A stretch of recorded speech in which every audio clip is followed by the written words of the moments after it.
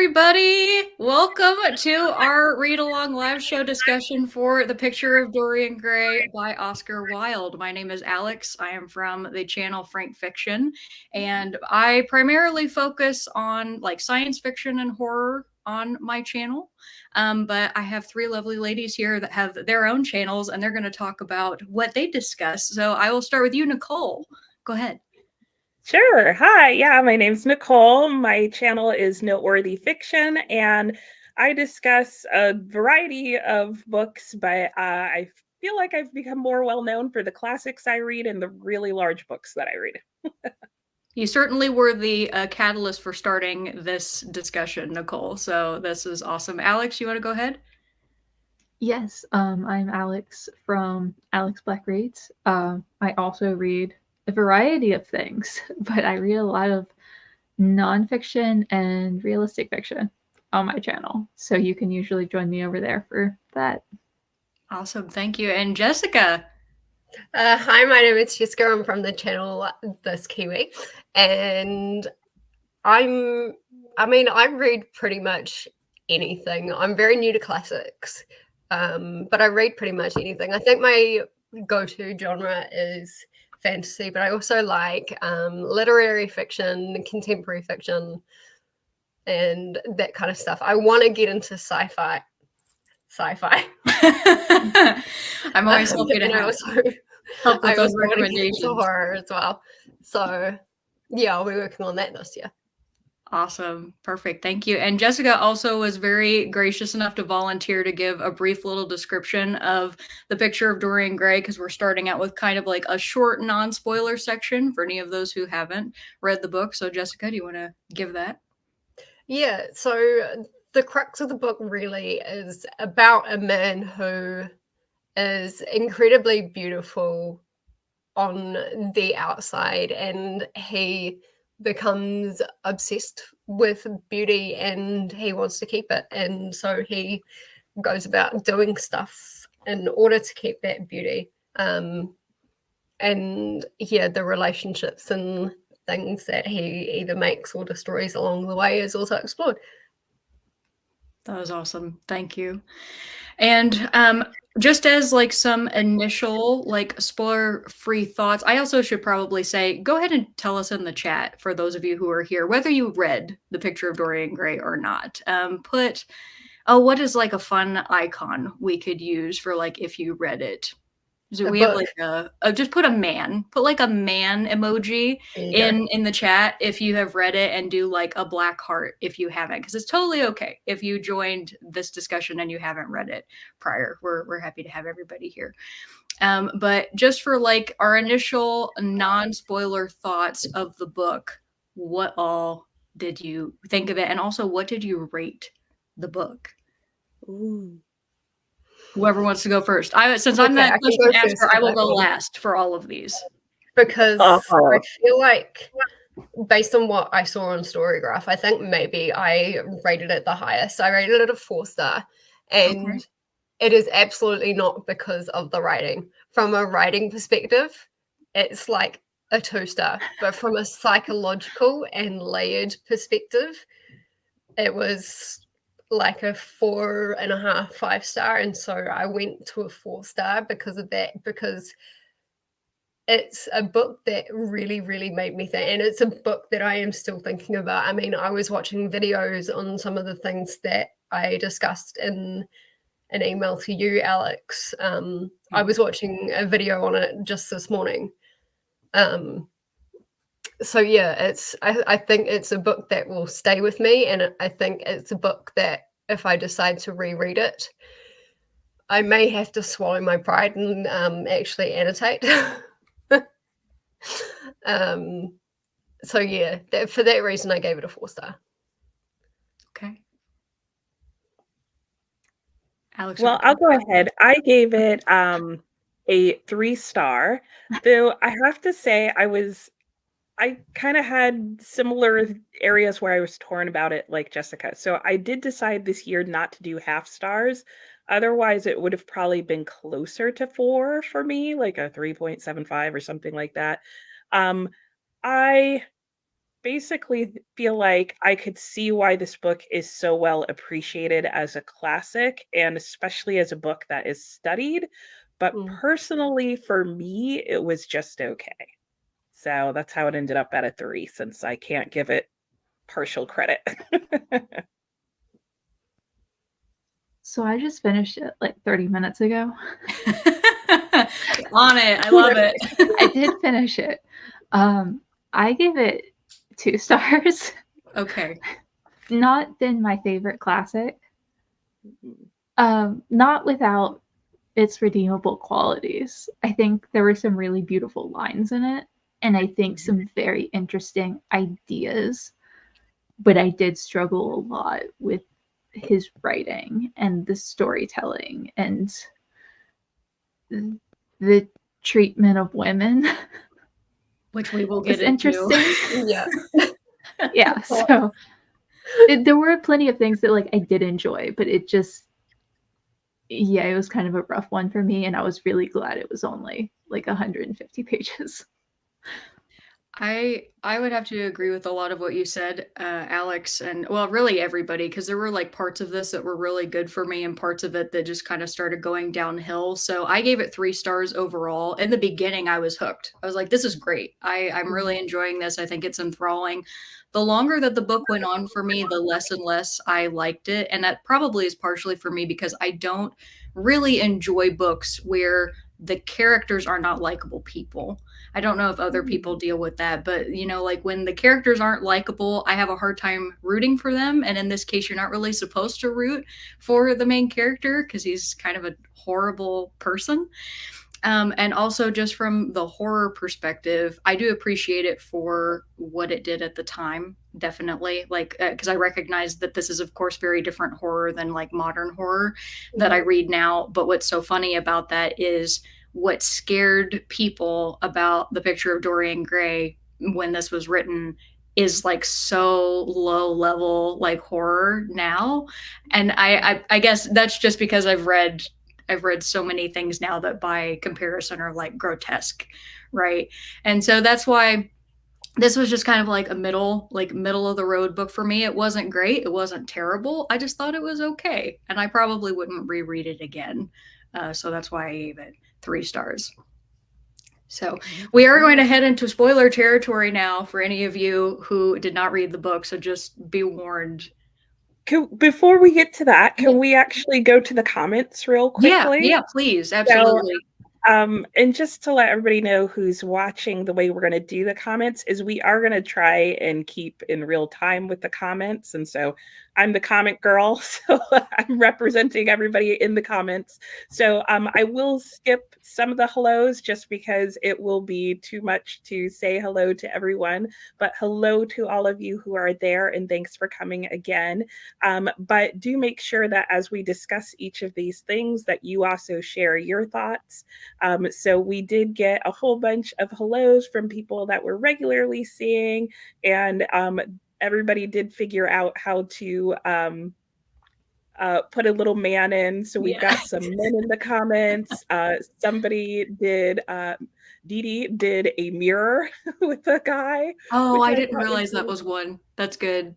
Yep. So there is that one. And then we did start getting some ratings. So Alicia said that she gave this a 4-star. So there are some people in the 4-star camp with you, Jessica. Alex, stay-at-home reader, gave it a 3-star. I'm just realizing I can't click on the comments, but I will say you can't. Okay, I will try to do that as you go through. I didn't realize that. Okay. Yeah, I didn't either. Yeah. Kay gave it a 5-star. So I definitely want to hear about that at some point. Dee Dee gave it a 4-star. So there were quite a few 4 stars. And then Heidi said that she remembers liking it and read Jekyll and Hyde too, so they blur together. But she remembers Dorian Gray being more from the Penny Dreadful book. Oh, which is interesting. So I have not read a Penny Dreadful. And Miss Starbucks said it was a 3 for her. So, and then I think that's all the ratings that I see thus far. And while you move on, I will start reading the other comments. Okay, yeah, absolutely. I think Emily Okay. said 2-star for the same reasons that Alex mentioned, and then Heather 2 for me due to pretentiousness of the writing. I gotta love that. Oh, so yes. Going into our first like spoiler question, meeting Lord Henry could be considered the inciting incident for Dorian, leading him down this dark path that he has decided to take. Do you believe that Dorian had something evil in him to begin with, or do you think that Lord Henry kind of put the seed in his mind and brought that out of him? I'll go last for this because I have like a whole theory. Okay. I think I would say that because I mean, he's a character in a book, right? So there's that we have to keep in mind. But I think based on the author, I would say that he would have made Dorian a complex character either way. So I don't feel like Oscar Wilde would have made a character that would have been completely pure or completely evil, because I would say I don't feel like Dorian at the end of the book in some ways was completely immoral or without a conscience. He definitely wasn't the most moral person, but so that's me. I think that Henry brought out a lot more of what there always was the potential of. Okay. I love that, Alex. I also think at the beginning, Dorian had very much a thoughtlessness about him. Like, not just that he was a blank slate, but he put basically zero thought into any aspect of his life or like life in general. And I think that also has that's kind of like a negative reflection on his character.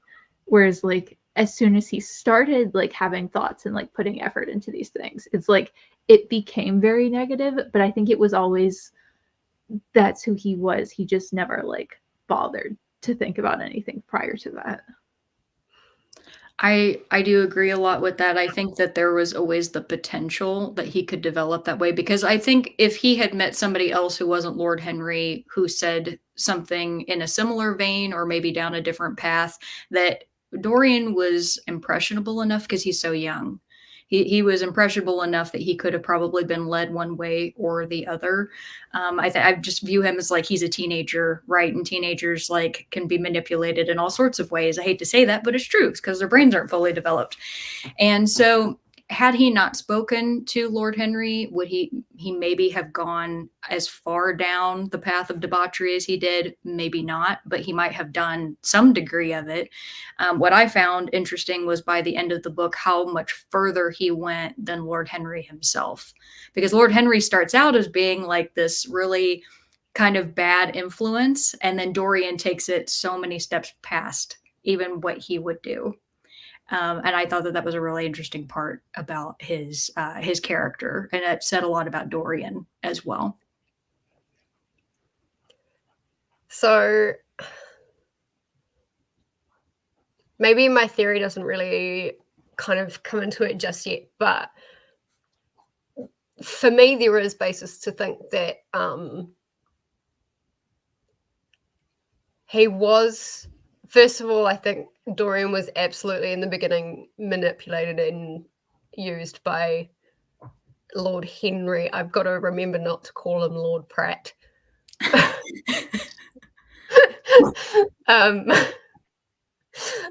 Yeah, I think he was absolutely the inciting incident, but at the same time, I think because of Dorian's childhood, I think there was a little grain of something there, like he wasn't loved by his father. I think I remember his father saying like he was selfish or self-absorbed or something like that. And then I completely agree with you, Alex, down here, with there was at the beginning there was a thoughtlessness to Dorian. He didn't really care about beauty at all, and in my opinion he was quite innocent. And then the moment that Henry stepped into the picture, everything changed. So to answer the question, do I think Lord Henry was the inciting influence? Yes, absolutely. I think he was.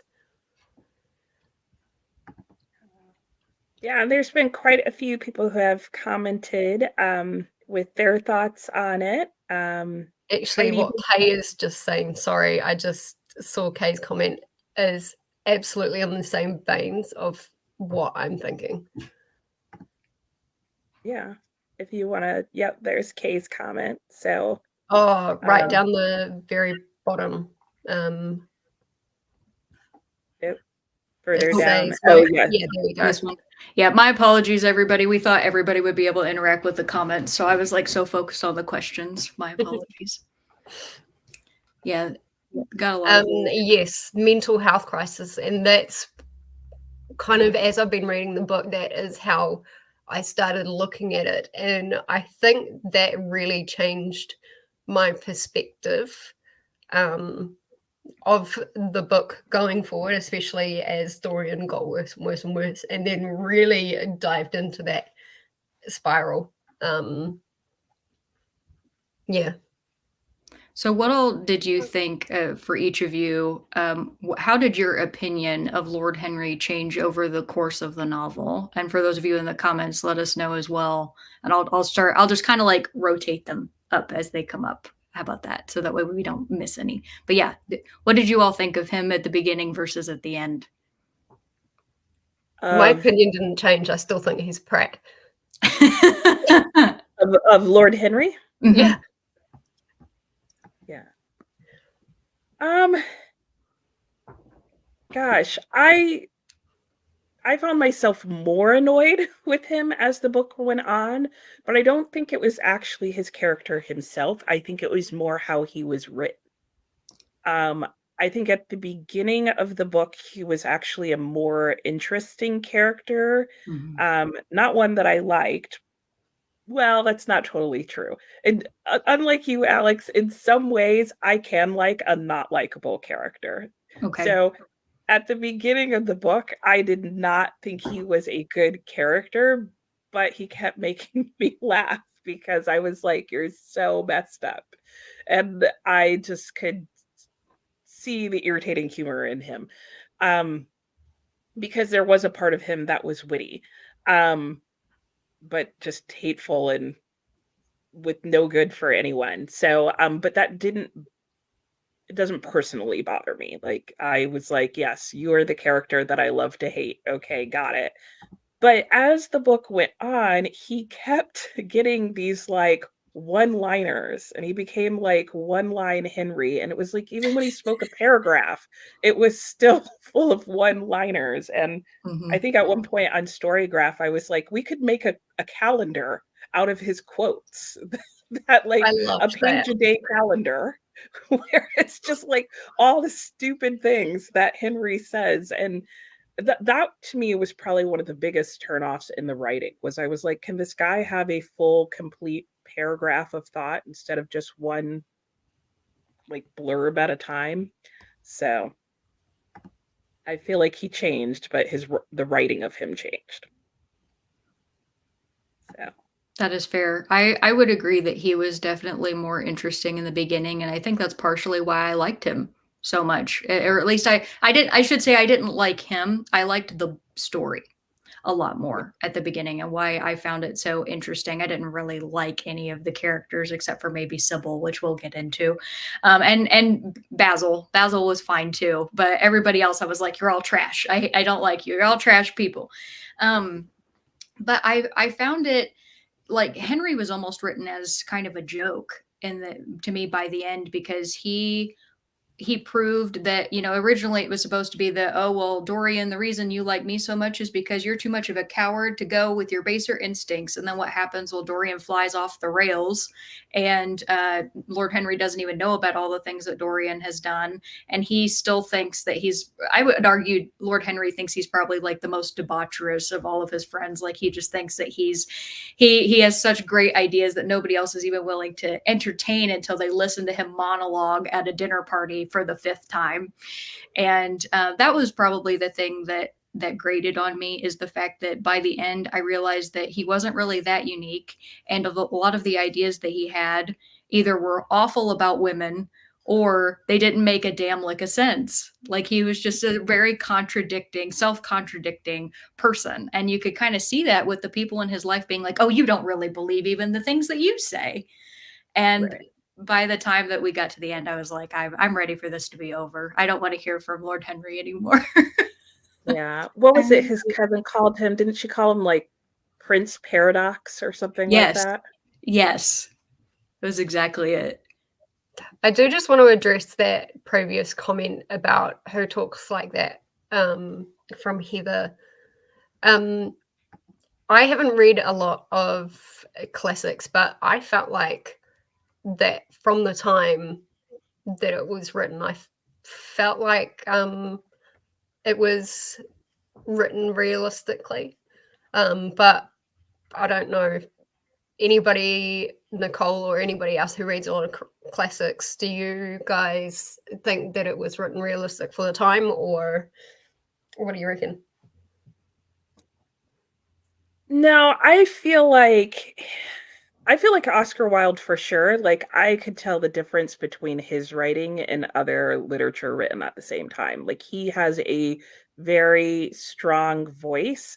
And Mm. actually what really stood out to me was his thinking this Lord Henry for me was a trash philosopher.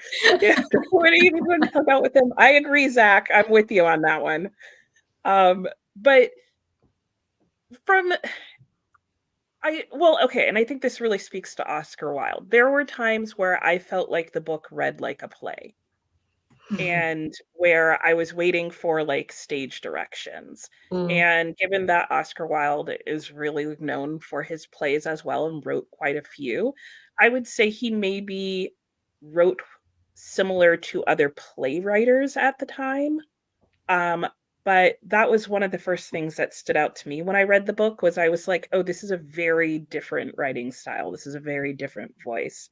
And I don't know if you would feel the same way, Alex. I know you've read a decent number of classics. Not me, Alex. not me. You, Alex. I read Wuthering Heights. That was it. Nicole, you're Okay. a resident classic expert, like Yeah. of all of us. I don't know about that, but I studied 100 years earlier than this time period, but I know there are other people in the comments who have read classics, so maybe some other people. Yes, I actually agree with the sentiment that there were parts of it that really read like a play. I agree. There were whole pages that was just dialogue, and I was like, yeah, this is Oscar Wilde just going back to what he knows. And there were times where I could actually see it playing out on a stage. So It was like alternating between just pages of dialogue and then paragraphs of purple prose, and there was nothing in between. Yeah. What did you all think of that one chapter that this isn't one of our questions that just popped in my head. What did you all think of that one chapter that was basically just Dorian talking about his interests and it had no purpose whatsoever? That chapter killed me. I think that was at that point in the book I started being like, I need this to end. Like I need to get to the end of the book now if this is going to be what the story is like. chapter 11. Chapter 11. Yeah, chapter 11. It was almost exactly halfway through. I remember that because there are 20 chapters. Chapter 11 was his mental breakdown. Yeah. I got through that real quick.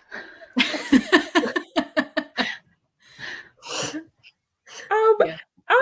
I have mixed feelings about chapter 11. I did not like it, but I understood the point. I did think it actually served a point in the book. I just don't think it served that point well. Yeah. I felt like the point of that chapter for me was one to serve as a transition of time. Like it was the chapter that served the time gap and kind of moved time forward, which something needed to since it wasn't going to physically be Dorian. But Heather, tell us how you really felt about it. But that said, I do think that it was important that he put in there some way to indicate that time was changing. And I remember in my sprints, somebody said that in a movie, that chapter would have been served well by a montage. Yes. And it again makes me think like this chapter would work out better in a play, like visually, than it would written. I think there's just so many other ways that he could do it, and the way that he did it, I think, slowed the pace of the book down and just made it dull as bricks. But I don't know how familiar any of you are with the Bible, but someone at one point said if this was one of the books in the Bible, it would be the book of Numbers. Yes, yes, yes, Dee Dee, yes. And just list after list. And here's what was inside this chest. No. So, yes. Yes, I agree with that completely. And the next question that I had, sorry if I had like stuck to the the list here, was how did your view of Dorian change? So we talked about Lord Henry, but what about Dorian? Okay. So my view of Dorian, at first I thought he was just spoiled and the whole like aristocratic, things like that. And then he really, it kind of took that down. And actually that's when the book picked up. I preface this by saying I'm not an awful person. But the only time I really enjoyed the book was when he plummeted. And going back to that chapter 11 thing, I actually think, based on what I think of Dorian, that the chapter was necessary, although I do still think that it needed to be cut down to like 2 chapters at the most. And so kind of as the book went along, I could see some certain things about Dorian, and I'm not a psychologist. Absolutely no way am I a psychologist, so I am not qualified to make this diagnosis, but I saw massive narcissistic tendencies. And so my whole theory about Dorian is that he's a narcissist. And they do refer to Narcissus in the book too. Yeah. Especially with the portrait, after he was like looking at his own beauty and like in awe of his own beauty. So I definitely think there is something to say for that, but sure. From a mental health perspective, I feel like narcissism is pointed out throughout the book. So, yeah. I think in addition to narcissism, I think you also see a lot of like hedonism, just that pleasure for pleasure's sake, and the more pleasure, the better the pleasure, and the, sugar on top of sugar kind of thing. I feel like, so I'm of two minds in a lot of ways, obviously, right? Like as the book goes on, you just don't like Dorian.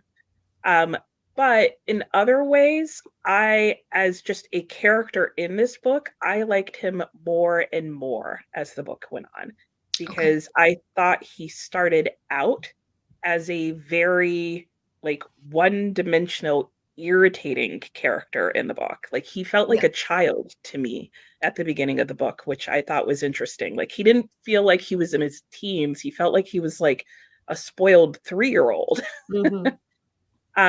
And then over the course of the book, he became a darker character, yes, but significantly more complex. Like there was a point where he was just being bad for bad's sake. But like in those first couple of chapters after chapter 11, but by the last 2 chapters of the book or so, he was really struggling with things. Like he wanted to not be affected by anything, but certainly after the major couple of deaths in the book, he was affected, despite what he wanted to say that the picture was taking it all. So in that sense, I liked him as a character, though I liked nothing he did. What about you, Alex? I think he was for like the first half of the book, he felt so one note because he was just such a shallow, vapid person who seemed almost like he was in search of a personality for himself. And like he was just gravitating towards like the first person who gave him some sort of sense of like purpose and being in the world, which was Harry, whatever his name was. And then it was only in like the second half that you could see he started to actually like reflect on his life. And like, not that he was making good decisions, but it seemed like that was when he started to actually make decisions for himself, which was when it did become like much more interesting to me.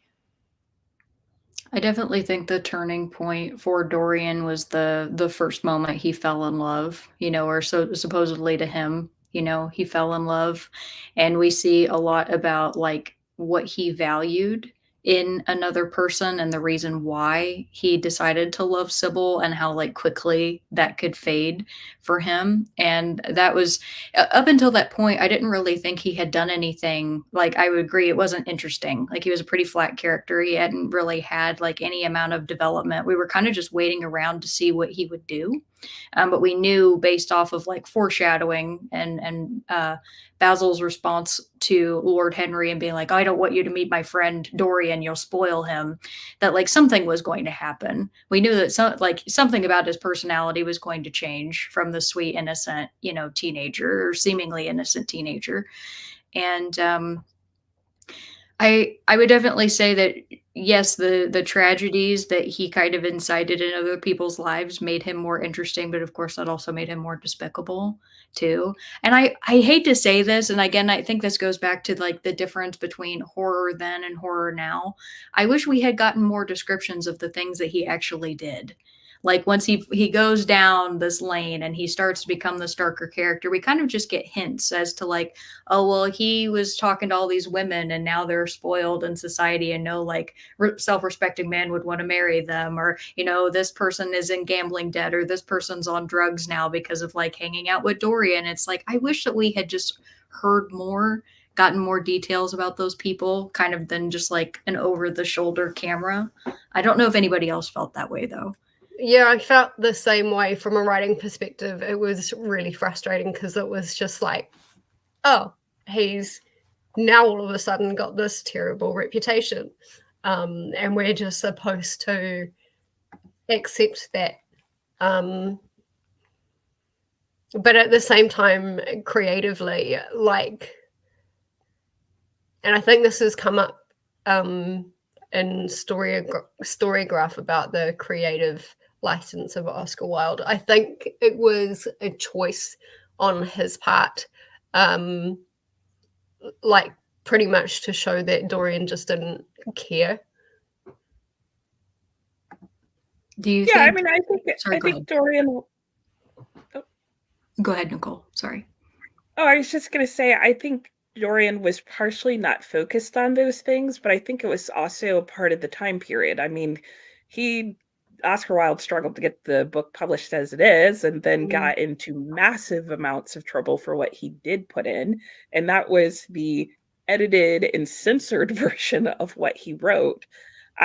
So I don't know that even if he wanted to, that he could have put in more than what he did.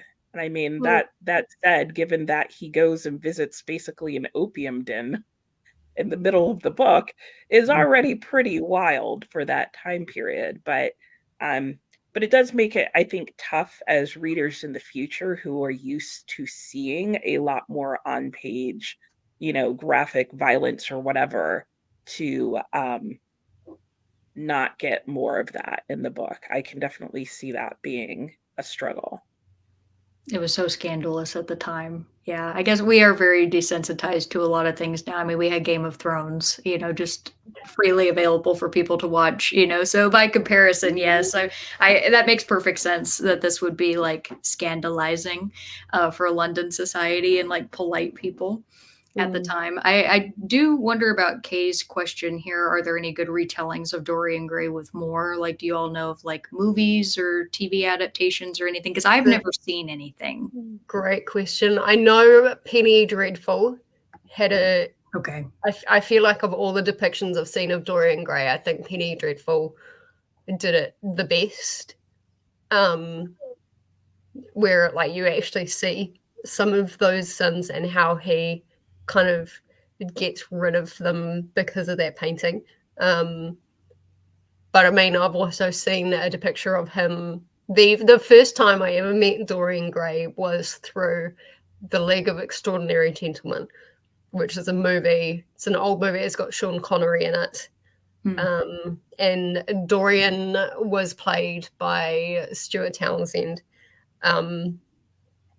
And I think that was probably one of the best depictions of like the self-absorbed, selfish kind of that self-absorbedness that Dorian has. But yeah, overall I think Penny Dreadful, that 2009. Are you talking about 2009 Dorian Gray? Yeah, the Had Colin Firth, 2009. if I recall, wasn't that the one with Yeah. Colin Firth? Yeah. Okay. Yeah, he's Lord Henry. Oh my God, no! He's so I sweet know. though. Like what? No, I can picture it. I can picture it. But from what I have heard, the 2009 is supposed to be the creepiest, sort of most modern, I guess, feeling rendition. Though I have also heard that it leans into the horror side of it. And it could be questioned, is that just because that's more allowed now, or was, how that decision got made? But I have heard that the 2009, some people feel like, is actually way scarier than the book itself. So I need to see that then. Yeah, that's a great comment. Homework, the movie. You guys can. I don't know about you guys in the States, but in New Zealand, I have to like rent it off YouTube. So I might do that a bit later. But I am interested to know if, like, we've been talking about movies here as movie depictions. I am interested to know if anybody has read any books as a retelling or that have Dorian Gray in them, apart from obviously the picture of Dorian Gray. Wait, what? Oh, in the movie? I'm very curious about that now too. Like, how graphic is this movie? And no, I've heard it's bad. Oh, see, Dee Dee said she fell asleep. So we got one person who wants to throw up and one person who's snoring. So, debatable where that leaves the movie. Okay, it says, Nicole, you have homework. I definitely feel like I have homework. I need to see that. I think, yeah. No way. I think I need to go away and watch it. Well, let me ask you all this. Other than narcissism, which is kind of like the main thing that's pointed to in the book, like where Narcissus is referenced, Jessica, you were wanting to talk about like any other maybe mental illnesses or did you see anything else with your psychology background in him or any of the other characters? I mean, for a while there, I thought that maybe there could have been tendencies of him being a psychopath, but then reading on, he actually does have feeling, or like even a sociopath, but he does have feeling. Like when the murder of Basil happened, or even like before he murdered Basil, there was the quick quips of him being really scared to lose him. And then once he'd lost him, he was like really scared that he was going to get found out. And then,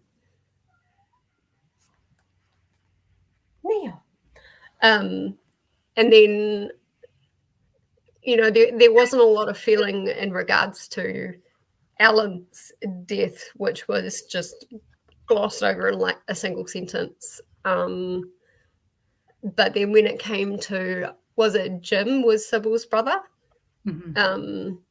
Like the absolute fear,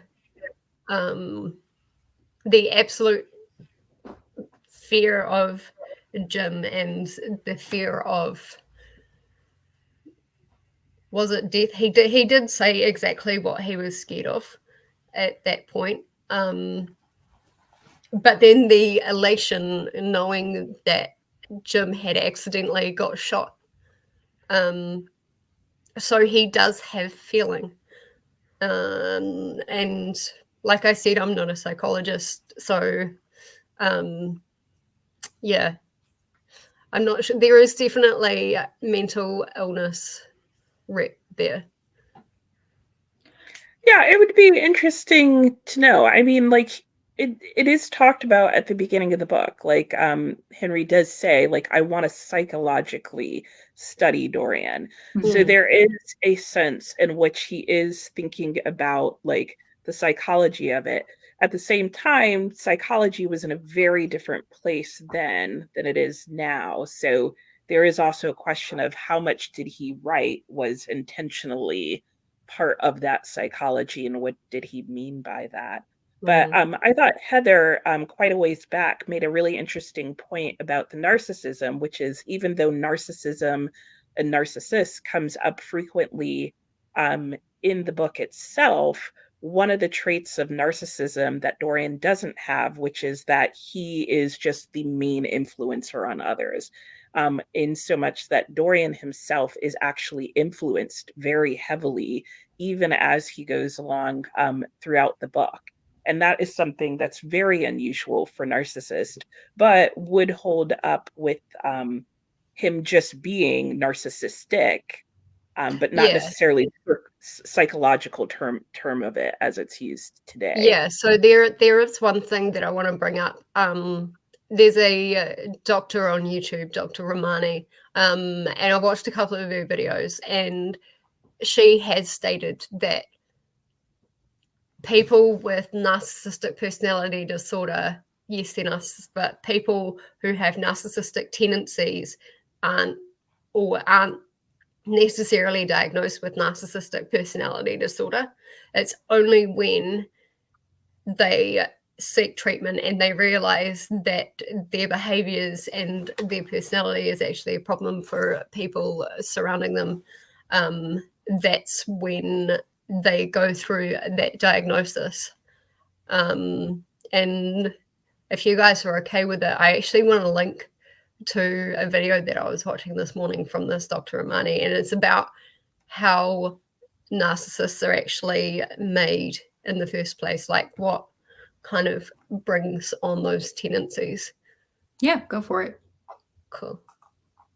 Alex, did you have any other thoughts about that question? And that's okay if the answer is no. Not really on the psychology bit, no. Okay.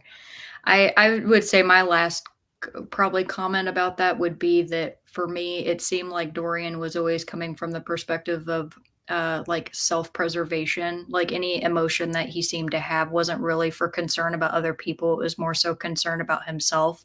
Like the idea that there could be an inquest into him being responsible for, Sybil, or when Basil, he murdered Basil, and he's like, well, now I got to get this guy and I got to blackmail him to hide this body for me because he won't do it on his own, so I'm going to blackmail him to do it.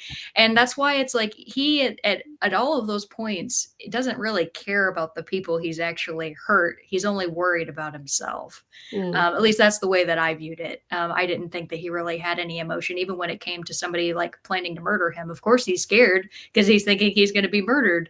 But when the murderer James dies, he's like, oh, thank God for that. I don't even feel bad for this guy whose sister he sorely missed, and that's why he came after me. He's just like, oh, thank goodness he's dead. And that was kind of the way he had a few moments. I think he had a few moments where because I kept expecting his conscience to completely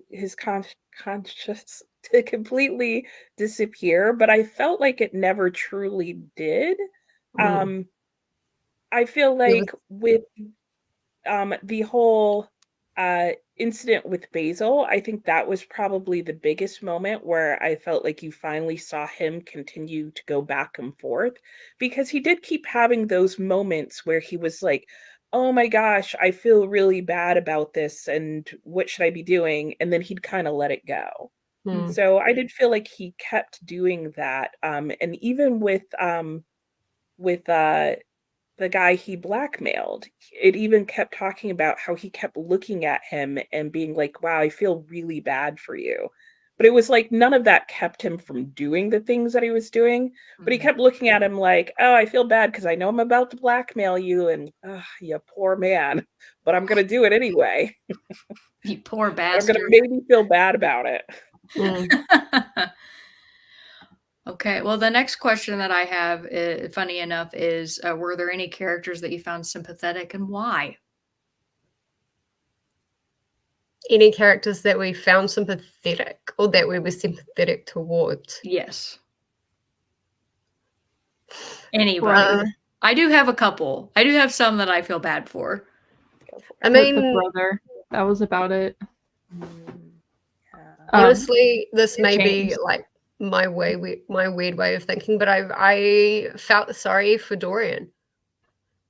I think he was manipulated really badly, and I think that quite heavily impacted on his decisions, and then he just kind of got stuck in that cycle, and I think he got stuck in, and actually that's one thing that I haven't brought up. I think it became an addiction, with all these material grandiosities, and then all of that attention and that positive attention that he got. I think that became an addiction, and also being able to influence other people. So I actually felt sorry for Dorian. And I know, Alex, you said you were sorry for James, Sybil's brother. Was that the only one you said you felt bad for? Yeah, kind of. Honestly, everyone else was kind of awful in some way or other, and then James just kind of seemed like he was living his life and he knew some bad vibes were going down and kind of like could never really do anything and then just got killed in a tragic accident that had nothing to do with anything. I think I felt bad for actually quite a few characters. I had a lot of sympathy for. Like Sybil was one. She was like just such at that innocent and just over the moon's rose tinted glasses love. And and she's having like these amazing moments in her own life that are being totally destroyed by Dorian. I felt sympathetic towards Basil, maybe not quite as much as Sybil, even though I felt like they were both similarly deluded and obsessed with Dorian. But I mean, I definitely felt bad that he just got stabbed in the back of the neck.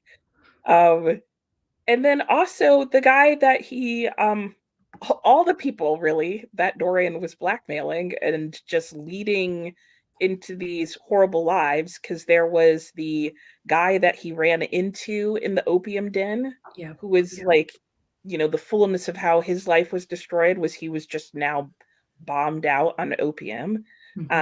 There was the doctor that he blackmailed, that then it's like, oh yeah, did you know that he offed himself? Moving on, let's keep going.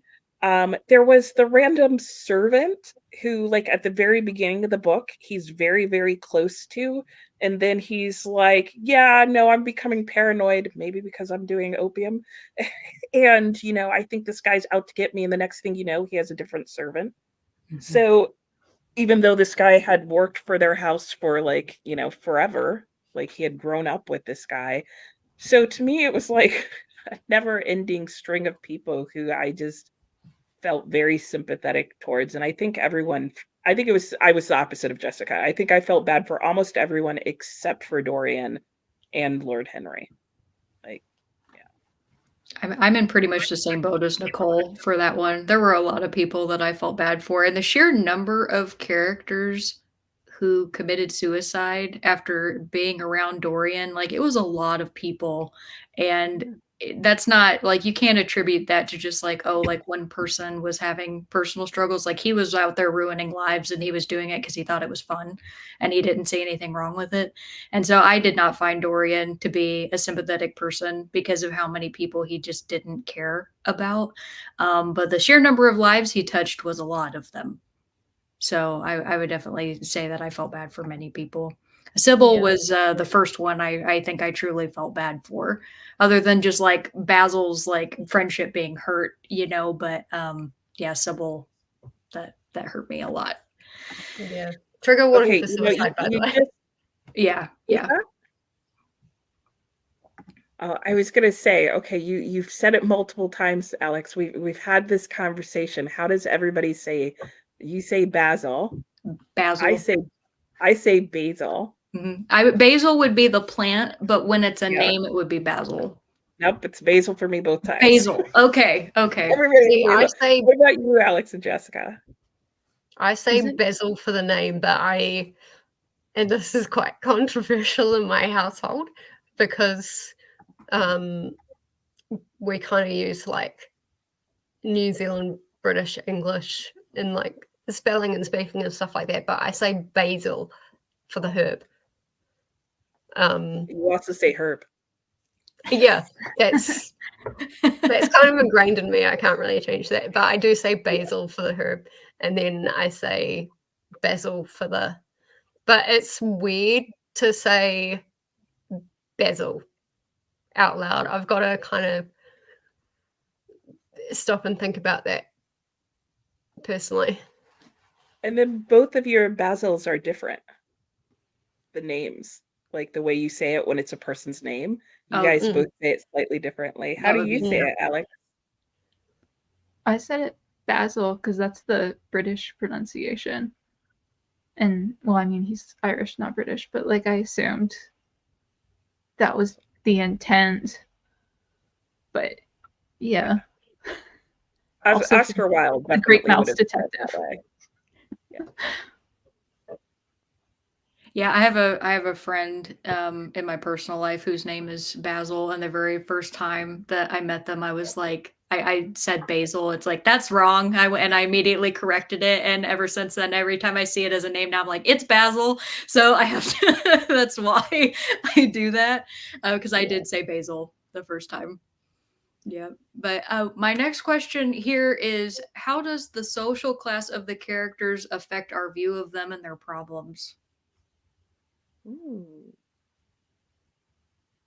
And I'm fine going first on this one because I will say that we're around all of these characters that all they have to do all day long is dress in fancy clothing and go to the opera and dinner parties and gossip about one another and talk crap philosophy and talk about how much they feel that they should help the poor people, but they don't actually want to at the end of the day, you know, because there's so many other things that they could be doing with their time. And I think that, you know, Oscar Wilde was kind of showing a disdain for the higher class, at least at the time in London society, and kind of the way that they viewed things and viewed the rest of the world, especially other parts of London. And I think that that was meant to make them less sympathetic overall. So that was my take on that.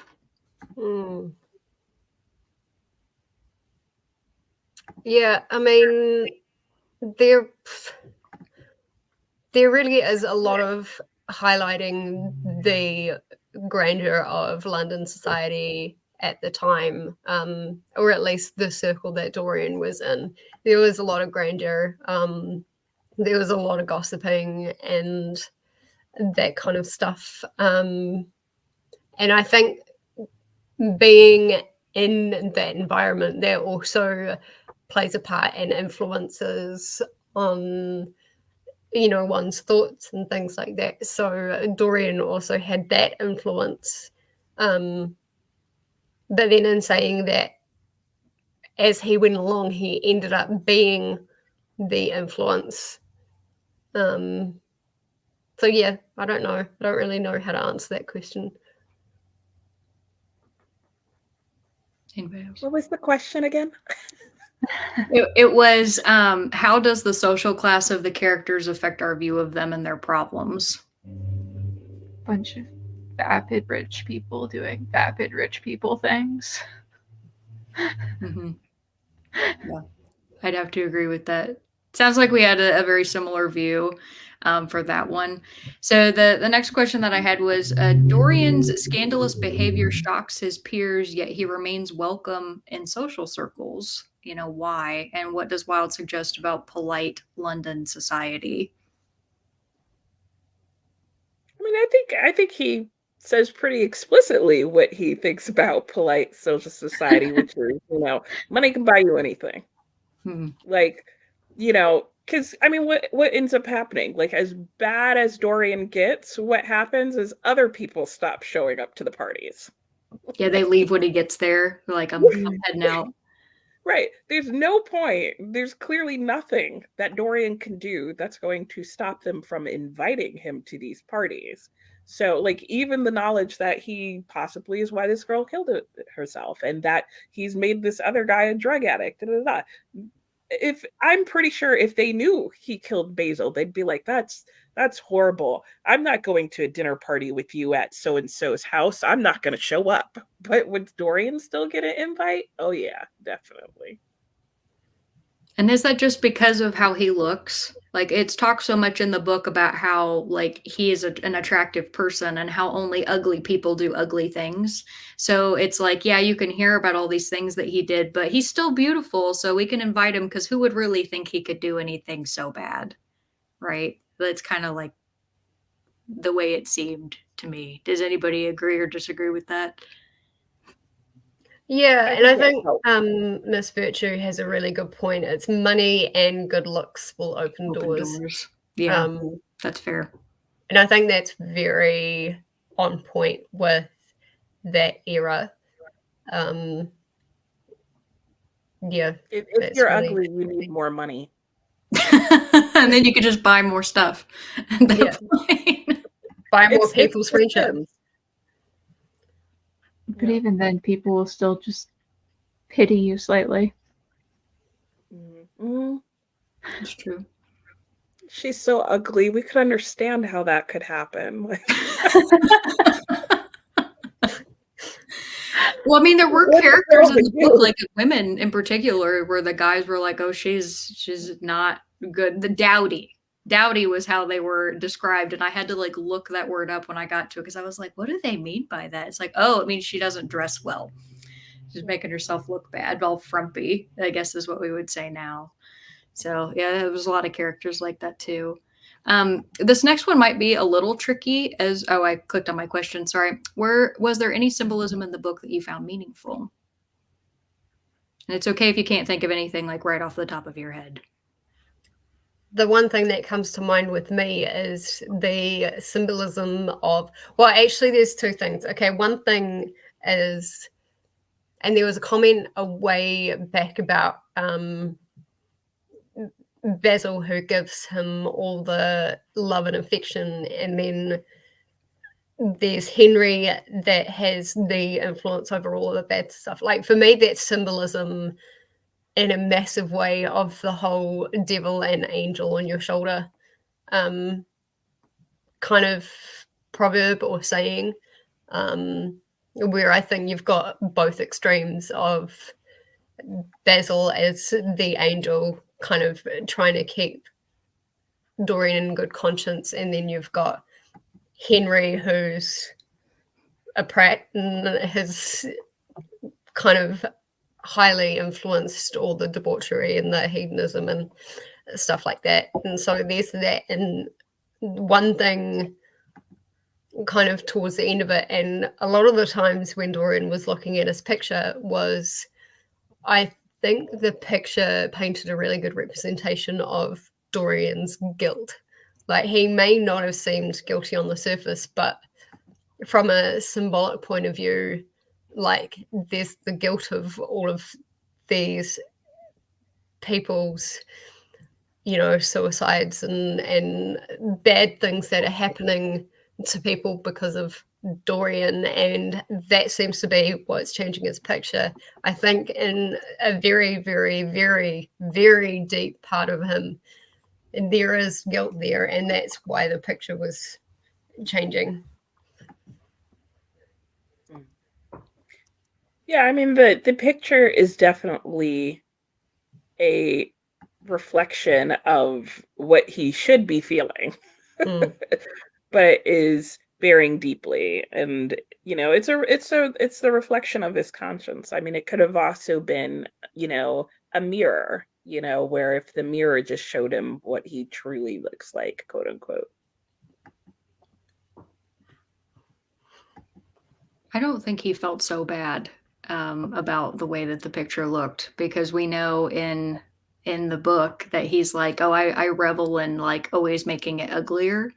And I think really the only part of its ugliness that shocked him is when he initially recognizes that the picture is changing, and he's like, oh, why does my mouth look different and more mean, right? And then the point when he murders Basil and the picture has blood on it, like blood kind of like coming out of it in a way. But the rest of the time, he seems to take joy in just how ugly he can make it, while in his life he gets to remain beautiful. So I really don't think that Dorian is guilty, like that he truly feels guilt. I think that he bounces things around in his mind, like he's kind of acting like he feels bad and like he'll change his ways, but not really. I don't think he'd ever change his ways. I think part of his personality is he wouldn't change his ways. But I do think that the picture is really the representation of guilt and what maybe Dorian should be feeling for his actions. Alex, did you have anything for this at all? Just in terms of like the portrait, I think it horrified him to a degree to see how he could be ugly, like to see that ugly version of himself. But I think he lost touch with the reality of it because it became so separate from him. So like at the beginning, like he could see himself in the portrait. He could like see the subtle changes and how that would like look on his face. But then like by the middle, it's like so hideous and so like beyond what he could ever be that like it's like this cartoonish, outlandish thing that like he takes pride in destroying because he can. I think that's a really good point, Alex. I think there was a lot of him that became more and more like disassociated with it as being part of him, because at the beginning, I mean, because he spends a lot of time looking at it, and so in some sense, you would feel like in a lot of ways, like he's spending a lot of time navel gazing, and like reflecting on like what his life is doing to himself. But he definitely seems to distance it from being himself more and more as he goes on. I think the only other really main symbolism that I saw was when Lord Henry and Dorian go off to the theater together, like alone for the first time, and Basil isn't there. And then, of course, we recognize that like Dorian is going to become closer to Lord Henry and is going to start leaving Basil behind. And that is exactly what happens, to the point where like Dorian's last encounter with Basil, he like hadn't seen him in a really long time, and Basil's moving and Dorian didn't even know that, and he's going to go live in Paris for 6 months. I found that pretty good, like pretty well written overall. I also found it kind of ironic, at least I think irony would be a good way to put it, that Sybil's last name was Vane, Vane, but she is dating a vain, Vain man, and that ultimately was her demise. Like she herself was not a particularly vain person, and I was trying to figure out if there was any reason why he named her Sybil Vane, but I'm not sure, or if that was just like a name that he picked. So I wonder if she's supposed to be more like weather vane, the weather vane. Trying to point him in the right direction. That's fun. I like that idea. I would have written that in a paper. That's the symbolism, the true meaning. Yes. What was the part of the story that shocked you most versus what did you anticipate? So I actually anticipated that.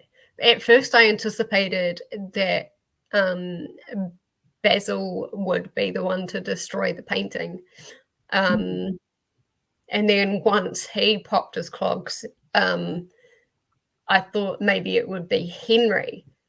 Obviously, there was always that threat of Jim, but I thought maybe Henry would have saw the painting and just been like, ugh! And set fire to it. But what really shocked me was that none of that happened. It was Dorian that destroyed his own painting. And yes, that was a choice, but it's definitely not a choice that I was expecting. And it's probably not my favorite choice either. I think it just would have been more actiony and more on what I was expecting the story to be if there had been that final conflict with somebody else.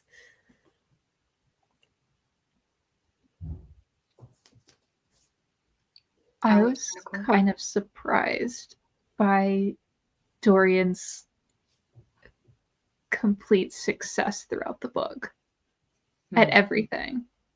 His only downfall was himself and his own guilt and like his own conscience, really. And I think that it surprised me, and it was also very interesting commentary on society, because like if he had been a psychopath and a complete narcissist and had like no feelings whatsoever, he could have kept going forever and been fine because he suffered no external consequences, like the occasional person who would shun him or whatever, but in general he could have kept going forever and been perfectly fine. And I just thought that was a really interesting direction. Yeah, I think for me, I was just reading some of the comments, and I'm with Heather. I had no idea that Dorian was going to go to the point of murder. Despite the fact that I feel like it's kind of foreshadowed, it's kind of building up to that. But somehow, like, even in the moment, even when he's like walking across the room to go and get the knife that he sees, I was still totally shocked by that moment. And I think it was one because I was surprised that he actually did go and kill Basil. Sorry, I can't. You're fine. It's fine. It's gonna It's be just a Basil. name. It's okay.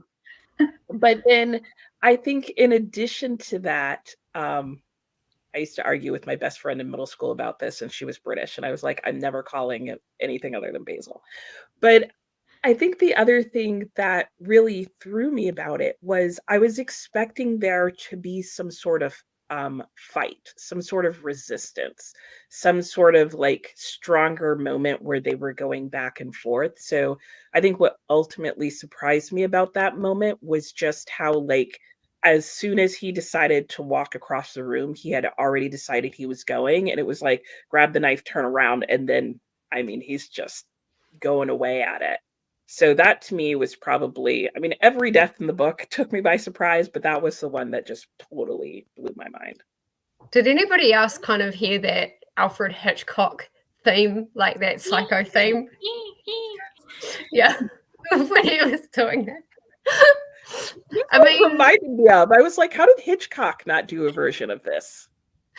I mean, yeah, I think maybe I was one of the only ones that really expected Basil's death, and I expected so much more from the story along those veins, and a bit like more explicit than what we got.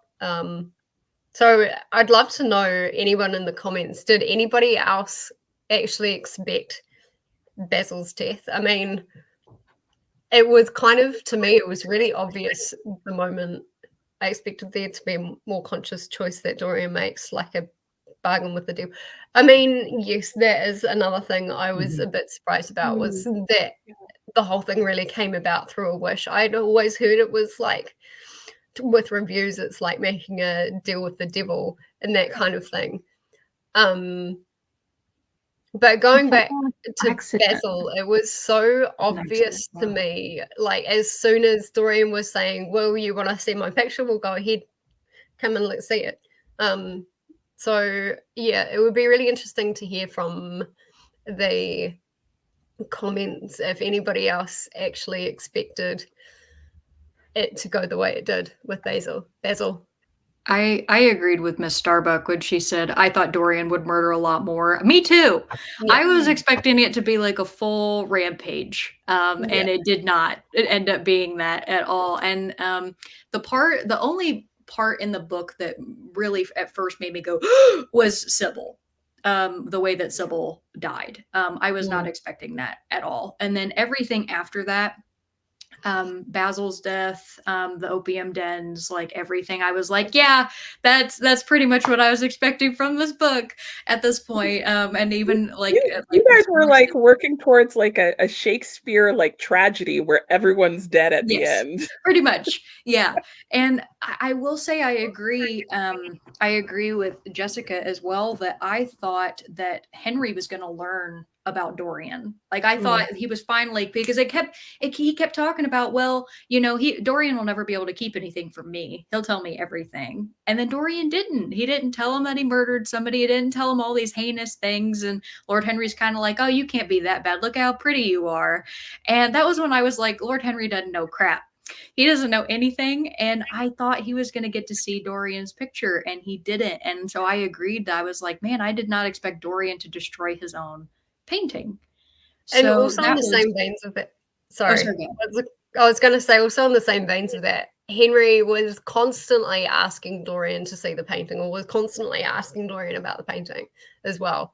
And so the doors were there to follow down that route. It just didn't. I expected Dorian to kill Henry too. I really did think he was going to kill everybody. Like I was like, it's just everybody, just take the knife, everybody all around. And like, I thought he was kind of like going to skip town or something. Like I didn't actually think by the end of the book that he would die, that Dorian would die. I thought it was going to be one of those things where we're kind of like left in mystery, that he's just off gallivanting around like a Jack the Ripper figure in London. And so, yeah, I was actually quite pleased with the ending overall. It was very sudden, like for the way that it led up in the book. And suddenly it's like, oh yeah, he's, you know, dead on the floor after having stabbed his own painting. That was a little like abrupt, but I liked it. And Barker is agreeing. So sorry, he'll probably start barking soon. I think the only other thing that made me go, actually, it's the only thing that made me go, oh my gosh, was the one line about Alan's death. That's the only thing that made me go, what? Because there was nothing kind of suggesting it leading up to it. I mean, yes, there was like that blackmail and stuff like that. But there was nothing leading up to what Alan was actually going to do. Yeah, that's true. And Miss Starbuck does have a good point, saying, well, eventually he told, but he didn't believe it. Like Henry didn't believe Dorian. And you have a fair point there. And yeah, Alan, I actually thought that was a really anticlimactic part of the book. I was kind of hoping Dorian was going to get murdered. I thought that was going to be interesting, which makes me sound very morbid. I realize. Yeah, no, I'm in this. I completely agree. Yeah, I was like, oh, this is going to be cool. And no, that didn't happen that way at all. Like Friday the 13th meets Shakespeare. Yes. No wonder you didn't think it was very horror. It just tells you, I think, a lot about what I read. That probably says way more about me than it does about the book, personally, which is okay. But the only reason I had a lower expectation of death just is because of the time period. So, but my experience of reading it was much similar to what Heather put, which it was like, okay, he's going to get the knife, but he's not actually going to kill him. Then it's like, oh, he's actually getting the knife. Well, he has the knife, but oh my gosh. I mean, I literally was like shaking, like, I can't believe. And then when it kept going on, I was like, oh, he's still stabbing him in this book. I also watch no horror, so. That's fair. Stabby, stabby.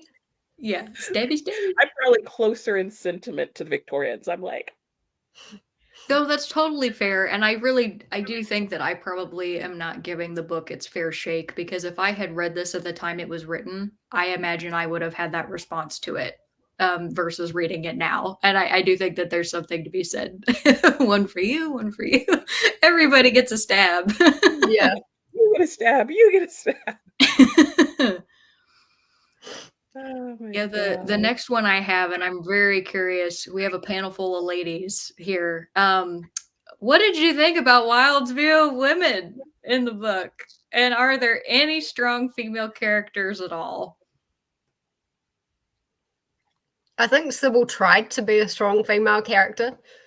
With her acting and then her choice of being like, oh no, now that I'm in love, I don't need to be a good actor or anything like that. I think she tried to be a strong female character, but I think overall it was very male orientated. And any female characters that he wrote were very one-dimensional. Mm-hmm. So no. One thing I thought was actually very interesting in that regard, because like obviously all the female characters are one-dimensional, terrible view of women, yada yada, but it was very interesting because despite that, women were not sexually objectified in the book at all.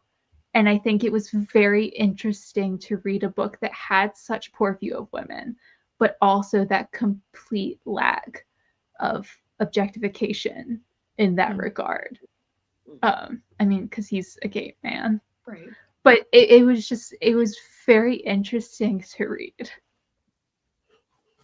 There was a lot of homoeroticism in the beginning. I did notice that. I was like, Oh, maybe yeah. that's part of why it was shocking in the beginning, is like how fond the men are like of each other, and like they're grabbing onto one another and holding each other's hands, and they're like going out to the garden. And I was like, oh, had I not known that Wilde was a gay man when he wrote the book, I probably would have been like, oh, is that just normal for the time? But I recognize that that was like kind of a hint, if you will, a little bit of a hint.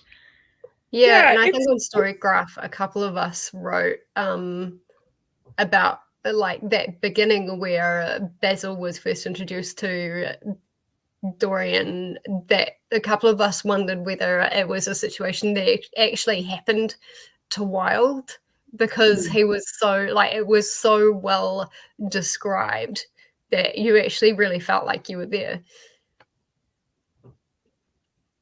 Yeah, and I think some of the way things were described, especially at the beginning between men, is somewhat of the time period. Like, men were definitely a lot more like chummy with one another in general, and you'll see that in books. Like, men will do things in Victorian novels together that you wouldn't see some men do today.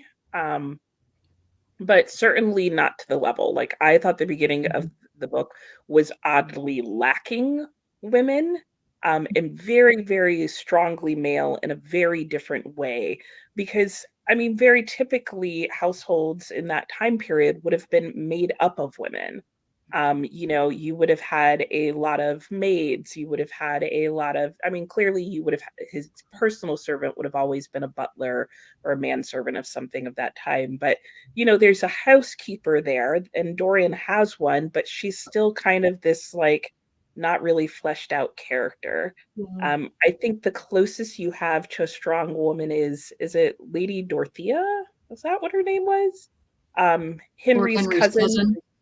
Yeah. She was an interesting character, and I thought she was sort of a surprisingly interesting woman, given all the super negative thoughts that there were about women otherwise. Yeah. I was bummed out there wasn't more of her. I also thought she was interesting. So. Yeah, and Zach's saying the same thing. Yeah, same gender friends were physically more affectionate back then. I think that's nice, though. That's nice that it wasn't viewed as being weird. It's too bad life isn't like that now. But yeah, I didn't like the way that women were portrayed in this at all, and like Lord Henry's disdain for married life, and how like he constantly talks about all the women that he woos, and that like he's in a very loveless marriage because his wife goes and finds people that she falls for as well, except none of hers are reciprocated. And so I just that was probably another huge contributing factor of why I just didn't think that this was a great story. And it probably never could be a great story to me. Like it could never have been a 5-star with how like looked down upon women were. But you know, I maybe that's just the trade-off for the time. Like people can shrug their shoulders and say like that's just how it was back then. But that doesn't mean we have to like it. And I don't like it. I mean, I wonder though, like, without having read background information, like how much of those thoughts were Oscar Wilde's thoughts versus how much they were the thoughts of the characters. Because you are in a time period where men will be rakes, right? Like the entire society had a different opinion of women. But then Henry and then eventually Dorian are portrayed in the books. I mean, I think somebody in the comments started calling him Dorian Rake, which is like a type of guy who is a womanizer. Is that what that means? I don't know what that means. So I was about to ask, what does it actually mean? That would be the modern day term. Is like a womanizer, a guy who's just like going around and just, you know, that's the best modern day equivalent that I can think of. And so you do have to ask, would you expect a character who is a womanizer to say good things about women? And my thought would be no. Yes, there you go. That's probably the most up-to-date term. Player. And then that's a good term from the 90s, Alex. I'm with you on that one. A player. Yeah. Or a baller. A baller. There's all sorts of ways, but in the time period to be a rake, like somebody who's going to go off and deflower your daughter, like. Ooh, yeah. Yeah. Okay. Good to know. Which he did do that to people. I mean, it was implied in the book that he like took these women who were very good in society and turned them to be like scandalous. Which is how he could be like, oh, well, I didn't bother that one girl in the village. Yes. Oh, I hated that. He's like, see how good of a person I am that I didn't ruin her completely? Yeah, you terrible. Congratulations, Dorian. I think there's been a couple of comments about a kind of retelling or reimagining in today's time. And I think that would be really interesting. Like, would things be different as far as female representation? And how would that affect, you know, how Dorian goes about doing things? I think a modern day retelling or reimagining of Dorian Gray is sorely needed. I agree. I wonder why it hasn't been brought more to today. Like, because I think that they're like, look at the way that they did Romeo and Juliet with Leonardo DiCaprio. Yes, thank you, Leonardo DiCaprio, and they had him speak like in the actual Shakespeare lines, but in like modern times. I mean, this could easily be adapted into something like, but maybe it's, I don't know. People were saying, oh, there's the 2009 movie. We've had remakes of things way sooner than 15 years down the line, so maybe we're due for another one. Kay, I do actually have something in the works. Don't know if it'll ever get published, but I do actually have something in the works. Kay's comment is anyone writing it? Any takers? Okay. So this book has inspired me to kind of take some of those core elements and see how it would work in modern life. So there is one book that I know of, and it does not remake the entire story of Dorian Gray, But if you have the Unlikely Escape of Uriah Heep, is a fantasy novel by H.G. Perry. It is such a good book in and of its own right. Gotta write that down. It takes a whole bunch of characters that are in Victorian novels. Heathcliff is in there for you, Alex. Okay. And there is Dorian's in there. But it takes all these characters and it puts them in this fantasy world. And I won't say what Dorian is like in the book, but the basic premise of what is happening is these characters are coming to life based on this guy's own imagination, but they're coming to life with a twist. And so Dorian has a twist on him that brings him into the modern age, which I think is hilarious. Like, the whole book is hilarious and amazing and crazy. But yeah, if you go and read it, you will very much appreciate Dorian Gray in there at this point. Thank you for that recommendation, Nicole. Yeah, and I know you were talking to other Alex about I can't do this. Other way, there we go. Down. This way. Yes.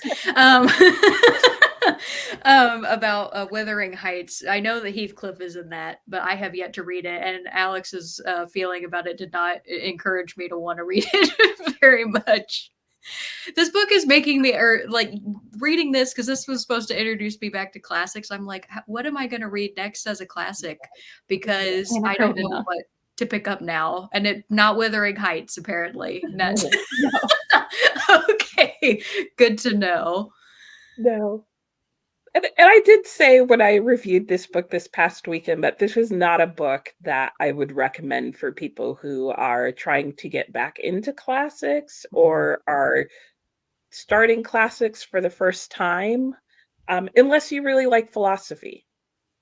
I do like philosophy. I just didn't like the way it handles in here. I love philosophy. Philosophy's fun. It was a very philosophical. Thank you, book. I put that link for the Unlikely Escape of Uriah Heep, like the Goodreads. Can people just let me know if that's actually clickable?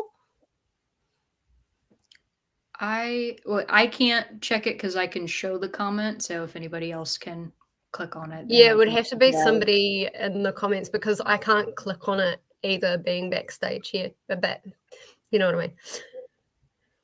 And Kay, I'm very happy for you that you love Dorian Gray. I'm happy for everybody who loved this book, right? Truly, I am. I'm always happy for people when they end up enjoying a book, even if I thought it was just meh.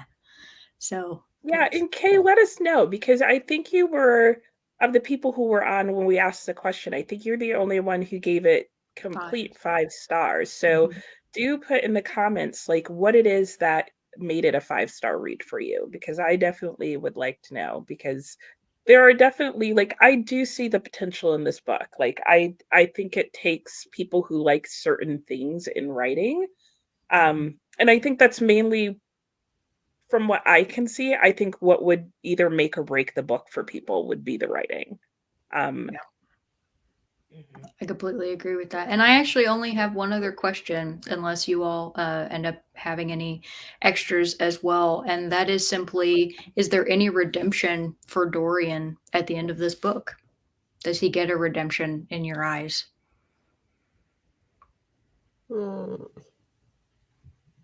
That's a bit of a sticky question.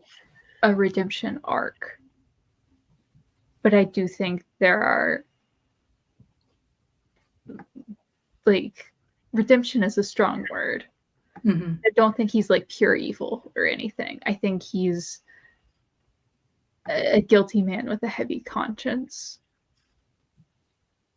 Not for everything, but you know, I think he does have a conscience, and I do think he has regret.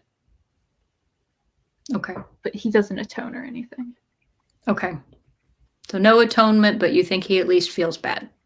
So that's something. A little. He feels at least a little bit bad about some things. Okay. Okay. Jessica, Nicole?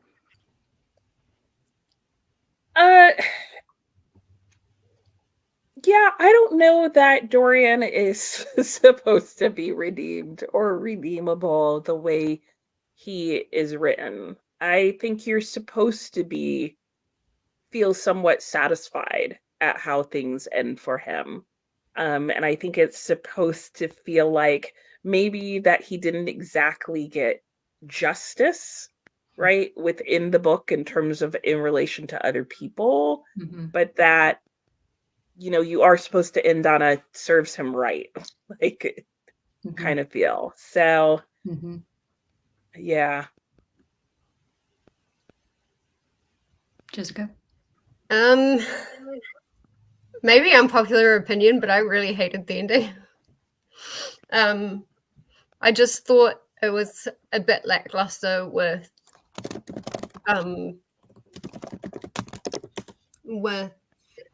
Dorian kind of going up to his picture and like making this kind of stab, and then all of a sudden it's over. I was expecting more of a fight, and I wanted there to be more of a fight.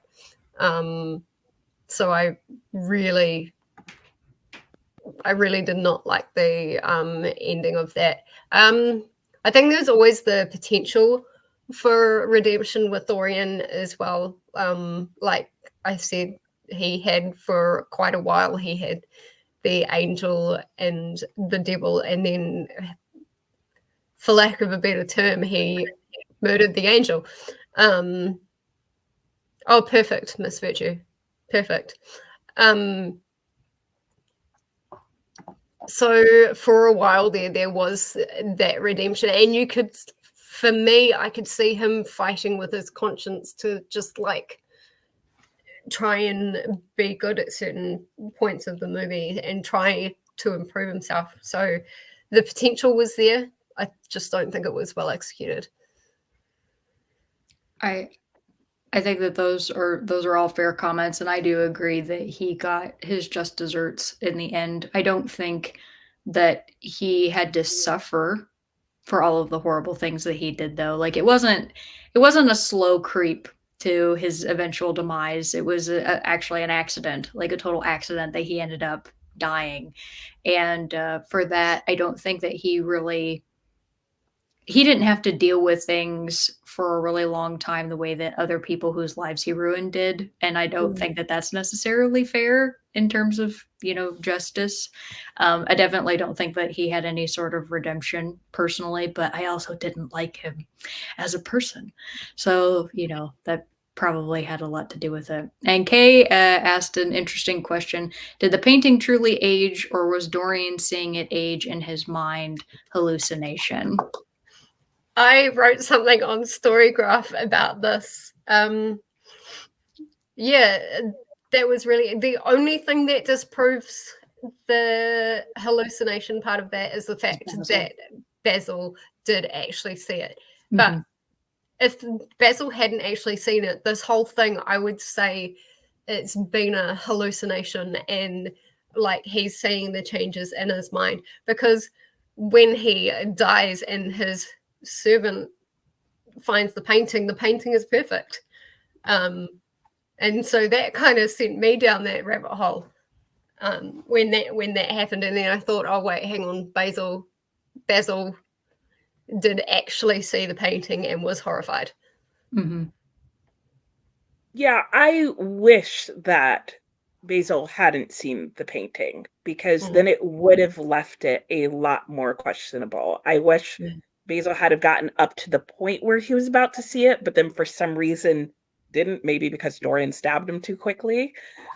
Because I wanted there to be that tension. I wanted you to be able to wonder, like, because I agree, Jessica. I think there were things at the end, the fact that it was, restored to normal did give you that moment of going, wait, was it ever changed? But because you have that moment where Basil saw it, it kind of makes it hard to extend that idea.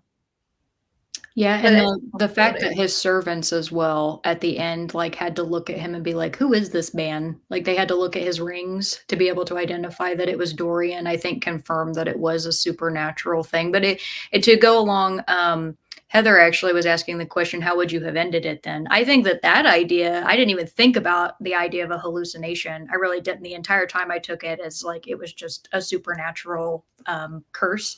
And so I like that way more, this idea that it was a hallucination and that this whole time he actually was hideous and he just maybe didn't know. I don't know. That would have been way cooler. But Miss Starbuck does bring up a good point, though, that he also would have had to deal with the fact that other people saw that he wasn't aging. Right. So there would have also Mhm. have had to been some way of explaining that. Like, Mhm. yeah, I guess he would have had to recon the whole book. So Yeah, it would have been a totally different story at that yeah. point for Either sure. that or he just has the best genetics in the entire world.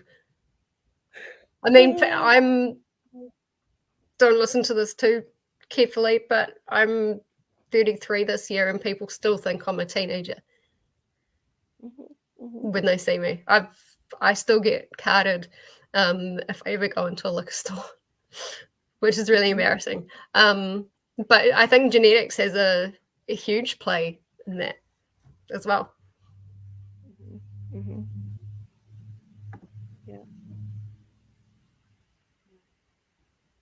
Oh, this was when we were talking about Heather's comment she was saying the same thing that I would have been that I did, that it would have been better to have not had Basil see it so that we could have had more That makes wondering of perfect things sense. in there. Hmm. I do like your all's like idea about that. I didn't necessarily think about how I would have changed the core element of the book, more so probably just the ending. So I think that's cool. I like that you thought about that.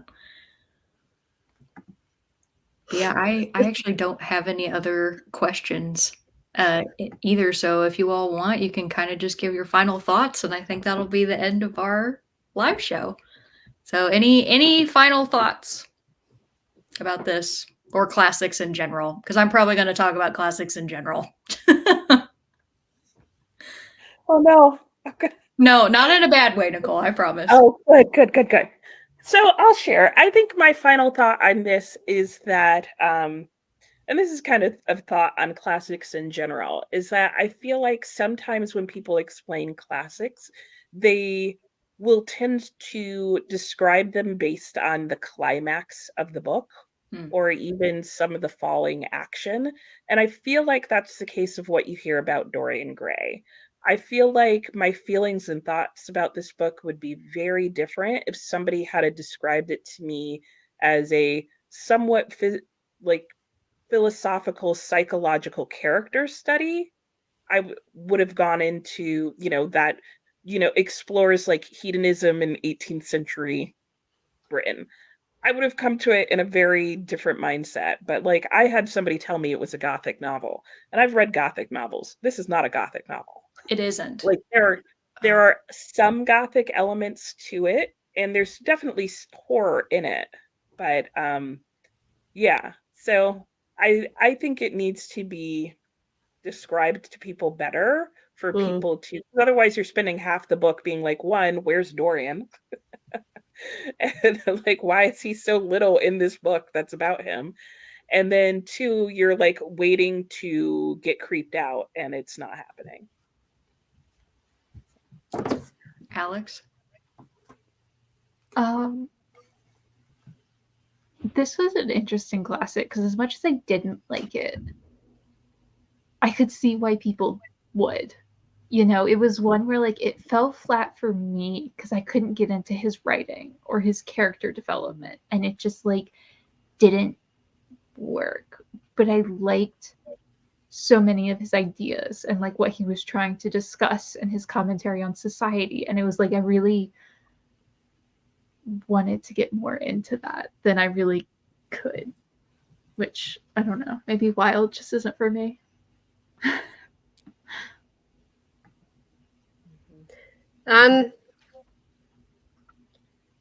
So my first thought is this book is actually quite badly misrepresentation You got it. Misrepresented. Yes, you got it. It's still too early in the morning. It's just gone 8 o'clock. You poor thing. It's really badly misrepresented. Like, it even says on the back of mine, a young man who sells his soul for eternal youth and beauty. Mhm. But He doesn't. that's not really what happens. He makes a wish, Mhm. and then it happens. There is no, like, I was expecting through that first few chapters to go, okay, come on, where's the deal? You know? Right. Yeah. Yeah. Like, where's Satan coming into this? Who's going to be the dark angel? Yeah, exactly. I'm like, come on, let's show me all of that, because that's what I got myself into, and I was quite disappointed knowing that's not what happened. And I agree with some of these comments where it's actually really hard to explain this book, but I think we need to stop saying that he sells his soul or he makes a deal with the devil, because that's not what happens. Mm-hmm. So I think we kind of need to change the narrative a bit. As far as writing, I thought it was really bad, but like I said in the beginning, as far as character development, well, Dorian's character development and the layers that are intertwined within the book, I thought were really fantastic. So yeah, Excellent. Those were excellent final thoughts, and I agree with all of you, which is why I'm just going to talk about classics in general, because this was not, I think, the way for me to dive back into classics after so long of not having read one. The reason that Dorian Gray seemed like such a great choice is, one, it's short. It's a pretty short classic. Like, overall, it really doesn't take a whole heck of a lot to read compared to some. And I didn't think that there was like a huge language barrier. Like, usually when I think of classics, I think of like language that my brain doesn't mesh with, because it's just not the way that people talk anymore. And there was that in this book, but I didn't think it was atrocious. So I am struggling with, if I didn't like this and this was an easy choice, what do I try to read next going into it where I feel like I'm going to have a better experience? And I don't know what that book is right now. I would first start off by saying I don't think this is actually an easy choice. You don't? No. Oh. I think it's just a short choice. Okay. Maybe that's why I thought it was easy. It's just because it was short. Yeah. Yeah, and they it can certainly write a wasn't lot, easy. so. So if anybody has any recommendations at any point, doesn't have to be right now, but you can just let me know of what I should try to read next. Other than Jane Austen. I have Jane Austen. Actually, I was going to ask for anyone who does read classics in the comments, but I was going to ask you, Nicole, because you said there were, like, it's labeled as being a Gothic novel, but it's not actually a Gothic novel. Right. There are some elements. So could you recommend, do you have any that you could recommend that are Gothic novels that are probably more well written? Yeah, I mean, there's the classic Frankenstein. Okay. Though that also, like, if you have seen the movies, like, erase that from your mind. Like, there are elements in the movies that are like that, but I would also say that Mary Shelley's writing, especially at the beginning of the novel, can be a little bit harder to get into. But I honestly think the hardest part of getting into Frankenstein is we have an idea in our mind from the movies what that story is. But that's another book that is short. It is much more plot-based, I would say, surprisingly deeper than you think it's going to be. But you do kind of have to follow the stories because there's embedded narratives in it. So there's like a story within the story within the story. But that's a good one because a lot of people find it shorter and a bit more plot driven. And in terms of being Gothic, like, that will have more classic, because Gothic novels are very atmospheric. So there's like weird atmosphere. There's weird things kind of going on in the book. You think there's a lot of supernatural elements. That's probably one that I would recommend. Like there are other really good Gothic novels, but quite a few of them are longer. And so some like Jane Eyre has a very Gothic feel to it, but I would say that's much longer and may not be a great choice for someone's first book. I read Frankenstein back in high school. It's been a really long time since I've read Frankenstein. Yeah. So another question is, I saw a comment about Dickens, which I haven't read Dickens either. And then I just saw a comment saying I really want to read Dracula, but I haven't done that one yet. I haven't read Dracula either, and I really want to watch it. I really want to read it. But the question is, because I always thought Dickens was Victorian. So what's the difference between Gothic and Victorian literature? It's an overlap. I think because it can depend on the time period. Like Gothic started earlier, and then you get into the Victorian period, but there is heavy overlap. I would say Gothic is more or less so a genre within the Victorian period. So the Victorian novels are really referring to a time period where novels that were written during the reign of Queen Victoria. Whereas Gothic novels are a style of writing that fall within a time period that largely overlaps with Victorian writing in general. Okay. That's good to know. I didn't know that either. Yeah. And Dickens is good, but some people are I mean, I love Dickens. My favorite book ever is by Charles Dickens, so I will say nothing bad about the man and his writing. But he likes a good long book, and he likes to use a lot of dialect. So that can throw people. Well, I want to personally say thank you, ladies, for this wonderful discussion. This has been a fantastic time. Thank you for taking a whole month just to prepare for this, and for everybody in the comments too. Thank you guys so much for coming. Yeah, and did the read along. Like, this is so cool to have this many people who showed up to our first event like this. So thank you, everybody. You're all fabulous. Yeah, and if you guys really want to read Frankenstein, this is way off, but in October, I'm planning on doing a Read Like Frankenstein read-along. Because if you read Frankenstein, and this is like the caveat that I give with Frankenstein, this is not a spoiler, is the doctor. Right, Dr. Frankenstein. Yeah, right. And then Frankenstein's monster. But we're going to read actually like the monster, and the monster, I'm warning you, is very well read. Oh. Yes, extremely well read. So, to start, I will be reading Frankenstein. And what's that? I will definitely keep that in mind. I'm also doing a read along in October, but it has got nothing to do with Frankenstein. So I'll have to.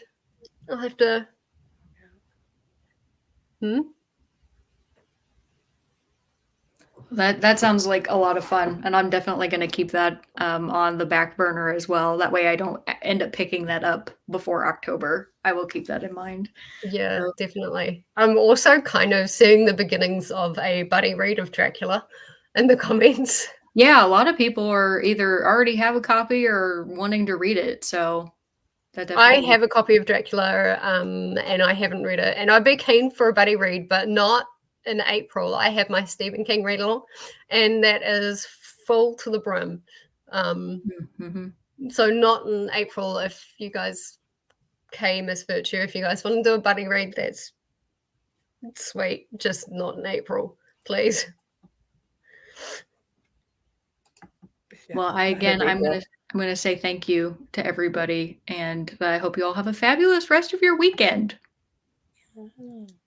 Thank you. Yeah, well, thank you for, putting together the whole live show part of this for us, Alex, and it has been fun doing this with you, ladies. So yes, I enjoyed our conversation. Yeah, me too. Now, everybody, take care. Thank you so much. Thanks, everybody. Bye. Bye.